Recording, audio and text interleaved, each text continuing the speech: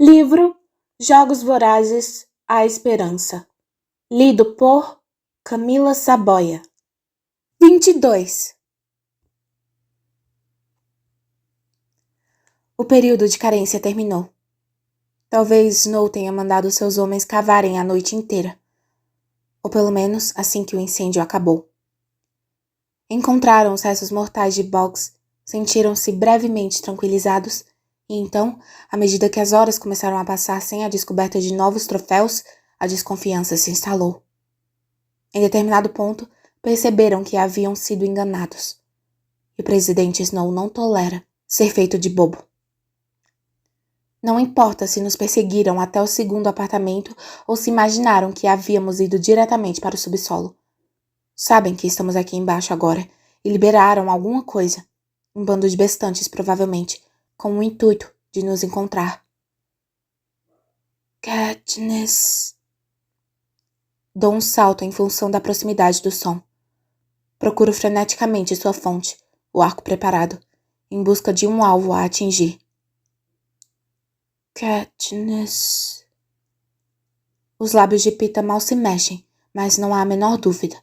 O nome também veio de sua boca. Logo, quando eu começava a pensar que ele estava ficando um pouquinho melhor, quando começava a pensar que talvez pudesse estar se aproximando de mim, aqui está a prova da profundidade atingida pelo veneno de Snow. Katniss. Peeta está programado para responder ao coro sibilante, a se juntar à caçada. Está começando a se agitar. Não há escolha. Posiciono meu arco para penetrar o cérebro dele. Ele não sentirá dor alguma. Subitamente, ele se senta, os olhos arregalados, em estado de alerta, sem ar. Katniss! Ele joga a cabeça na minha direção, mas parece não reparar o meu arco, a flecha à espera. Katniss! Vá embora daqui! Eu hesito. Sou voz de alarme, mas não de insanidade. Por quê? De onde vem esse som?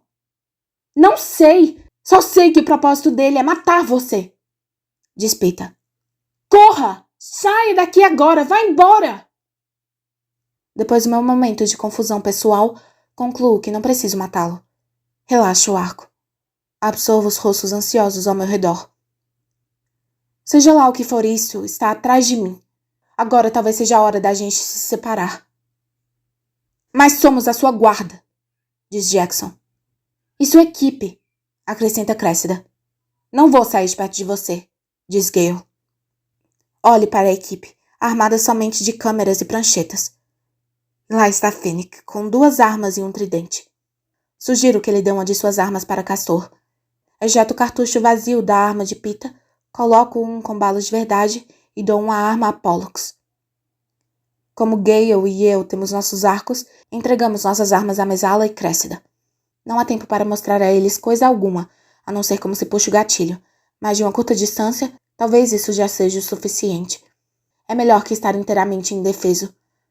Agora a única pessoa sem arma é Peeta, mas qualquer um que esteja sussurrando meu nome junto com um bando de bestantes evidentemente não precisará de uma. Saímos da sala sem deixar nada para trás, a não ser nosso cheiro. Não há nenhuma maneira de apagarmos isso por enquanto. Imagino que os seres sibilantes estão nos rastreando através dele, porque não deixamos praticamente nenhum rastro físico. Os narizes dos bestantes são anormalmente aguçados, mas possivelmente o tempo que passamos chafurdando na água naquelas bombas d'água molhadas ajudará a despistá-los.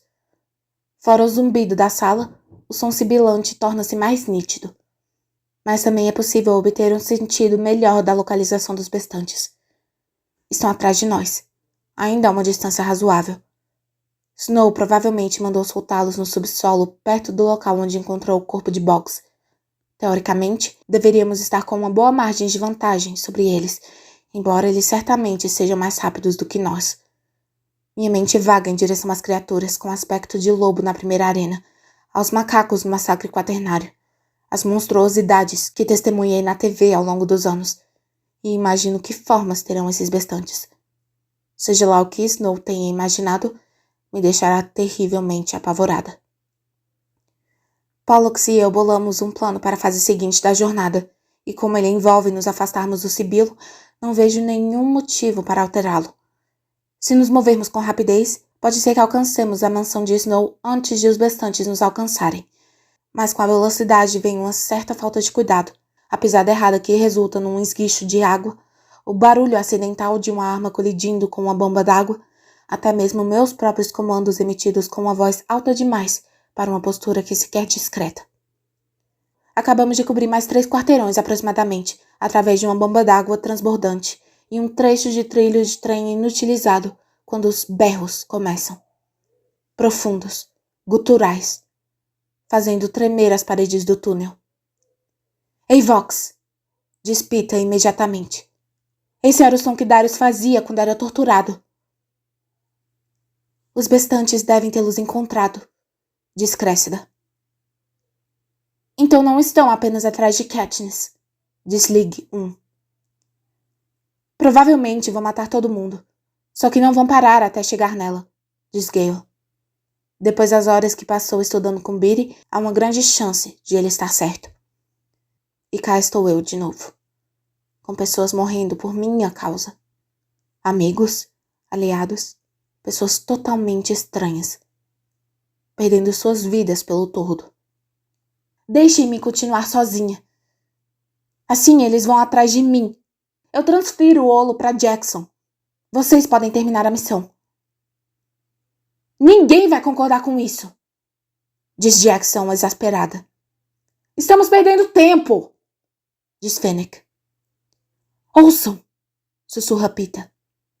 Os gritos pararam, e na ausência deles, o meu nome repercutiu, deixando agora todos nós sobressaltados diante de sua proximidade. Está abaixo assim como atrás de nós agora. Katniss. Cutuco Pollux no ombro e começo a correr. O problema é que havíamos planejado descer a um nível mais baixo, mas agora isso está fora de cogitação. Quando chegamos aos degraus que levam mais para baixo, Pollux e eu começamos a fazer uma varredura em busca de uma possível alternativa ao Olo, quando começo a ficar enjoada. Botem as máscaras! Ordena Jackson. Não há necessidade de máscaras.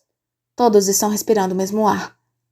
Sou a única a botar para fora o meu cozido porque sou a única que está acusando uma reação ao odor, que sobe pela escada, que atravessa o esgoto.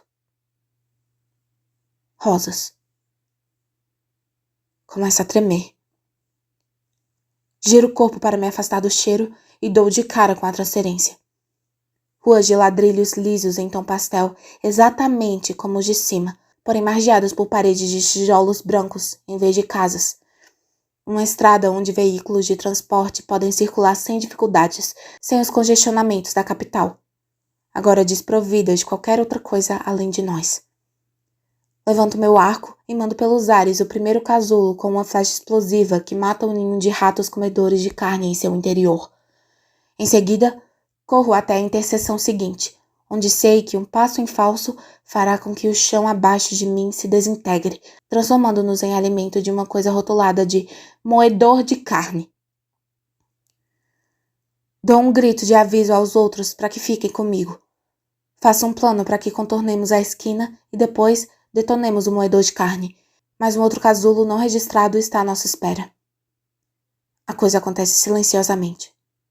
Eu não teria percebido absolutamente nada se Finnick não tivesse me forçado a parar com um puxão. Katniss! Grita ele. Giro o corpo de volta, a flecha em posição de tiro, mas o que pode ser feito? 2 flechas de Gale já estão pousadas sem utilidade ao lado da larga faixa de luz dourada que irradia do teto em direção ao chão. Lá dentro, Mesala está imóvel como uma estátua, apoiado na ponta dos pés, a cabeça curvada para trás, preso pelo feixe. Não tenho como dizer se ele está berrando, embora sua boca esteja bastante aberta. Nós observamos, absolutamente impotentes, a carne escorrer de seu corpo como cera. Não dá para ajudá-lo! Pita começa a empurrar as pessoas para frente. Não dá! Surpreendentemente, ele é o único ainda em condições de nos fazer sair dali. Não sei por que ele mantém o controle quando deveria estar se preparando para arrebentar os meus miolos, mas isso pode acontecer a qualquer minuto. Com a pressão de sua mão contra meu ombro, viro as costas para a coisa aterradora que é mesá-la. Forço os meus pés a seguirem em frente, com rapidez, com tanta rapidez que mal consigo frear o corpo antes de chegar na interseção seguinte. Uma torrente de balas proporciona uma chuva de reboco para todos os lados. Torço a cabeça de um lado para o outro, procurando o casulo até que me viro e vejo o esquadrão de pacificadores marchando pela transferência em nossa direção. Como o casulo moedor de carne está bloqueando o nosso caminho, não há nada a fazer, a não ser atirar de volta. Eles têm um contingente 2 vezes maior do que o nosso, mas nós ainda temos 6 membros originais do Esquadrão Estrela que não estão tentando correr e atirar ao mesmo tempo. Peixes num barril, penso, enquanto manchas vermelhas surgem em seus uniformes brancos. 3/4 deles estão caídos e mortos, quando outros começam a surgir da lateral do túnel, o mesmo pelo qual me joguei para me afastar do cheiro, dos... Aqueles ali não são pacificadores. Eles são brancos, possuem 4 membros, têm mais ou menos o tamanho de um ser humano adulto, mas as comparações param por aí. Nus, com longos rabos reptilianos, costas arqueadas e cabeças protuberantes. Como um enxame, investem contra os pacificadores, vivos e mortos, grudam as bocas em seus pescoços. Aparentemente, possuir um pedigree da capital é tão inútil aqui quanto era no 13. Ao que parece, os pacificadores levam apenas alguns segundos para serem decapitados. Os bestantes jogam-se de barriga e correm de 4 atrás de nós. Por aqui! Grito, abraçando a parede e dando uma guinada radical para a direita, para evitar um casulo. Quando todos se juntam a mim, atiro na interseção e o moedor de carne é ativado. Imensos dentes mecânicos invadem a rua e mastigam o ladrilho, até transformar tudo em pó. Isso deveria impossibilitar qualquer tentativa dos bestantes de nos seguir, mas não tenho tanta certeza. Os bestantes lobos e os bestantes macacos que conheci podiam saltar uma distância incrivelmente grande. O coro sibilante queima os meus ouvidos, e o fedor das rosas faz as paredes girarem diante de meus olhos. Agarro o braço de Pollux. Esqueça a missão! Qual é o caminho mais rápido até a superfície? Não há tempo para verificar o olo. Seguimos Pollux por mais ou menos 10 metros ao longo da transferência e atravessamos uma passagem. Percebo que o ladrilho transforma-se em concreto e que estou rastejando por um poço apertado e mal cheiroso em direção a uma saliência com mais ou menos 30 centímetros de largura. Estamos no esgoto principal. 1 metro abaixo, um caldo venenoso de dejetos humanos, lixo e detritos químicos borbulha ao nosso lado. Partes da superfície do líquido estão pegando fogo. Outras emitem nuvens de vapor de aspecto aterrorizante. Uma rápida olhada e você já sabe que, se cair lá dentro, jamais voltará. Movendo-se na saliência escorregadia com o máximo de rapidez que nossa ousadia permite, atingimos uma ponte estreita e a atravessamos.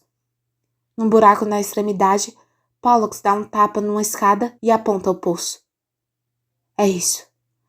Nossa saída. Um olhar de relance para nossa turma me diz que é algo estranho. Espera aí! Onde estão Jackson e Lee Guion? Ficaram no moedor para conter os bestantes, diz Holmes. O quê? Eu estou avançando para a ponte, sem querer deixar ninguém nas mãos daqueles monstros, quando ele me puxa de volta.